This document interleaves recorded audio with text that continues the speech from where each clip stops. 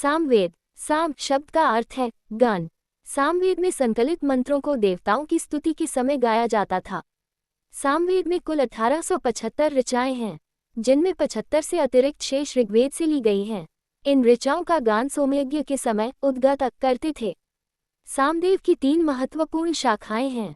1. कौतुमीय, 2. जैमिनीय एवं 3. रानायनीय। देवता विषयक विवेचन की दृष्टि से सामवेद का प्रमुख देवता सविता या सूर्य है। इसमें मुख्यतः सूर्य की स्तुति के मंत्र हैं, किंतु इंद्र सोम का भी इसमें पर्याप्त वर्णन है। भारतीय संगीत के इतिहास के क्षेत्र में सामवेद का महत्वपूर्ण योगदान रहा है। इसे भारतीय संगीत का मूल कहा जा सकता है। सामवेद का प्रथम दृष्टा वेदव्यास के शिष्य जैमिनी को माना जाता है। सामवेद से तात्पर्य है कि वह ग्रंथ जिसके मंत्र गाए जा सकते हैं और जो संगीतमय हों। यज्ञ, अनुष्ठान और हवन के समय ये मंत्र गाए जाते हैं।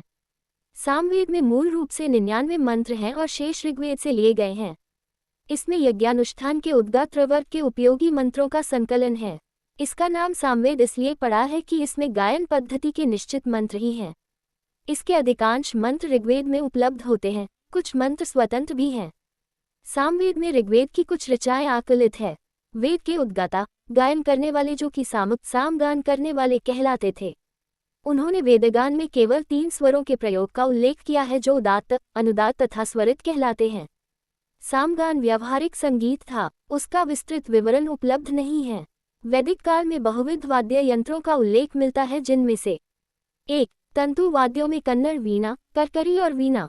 2. घन वाद्य यंत्र के अंतर्गत गंधर्वी, आडंबर। 3. वनस्पति तथा सुशिर यंत्र के अंतर्गत तुरब, नादी तथा 4. बंकुरा आदि यंत्र विशेष उल्लेखनीय हैं। सामवेद से संदेश उषाकाल में जागना स्वास्थ्यवर्धक। सामवेद में कहा गया है कि योजकचिन योजकचिन योजकचिन योजकचिन योजकचिन योजकचिन योजकचिन योजकचिन योजकचिन योजकचिन योजकचिन योजकचिन योजकचिन योजकचिन योजकचिन। उस्त्र देव वसूना कर्तस्य दिव्यवसः। उषा वह देवता है जिससे रक्षा के तरीके सीखे जा सकते हैं।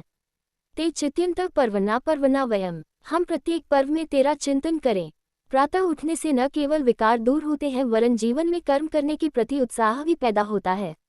अगर हम आत्ममंथन करें तो पाएंगे कि हमारे अंदर शारीरिक और मानसिक विकारों का सबसे बड़ा कारण ही सूर्योदय के बाद नींद से उठना है।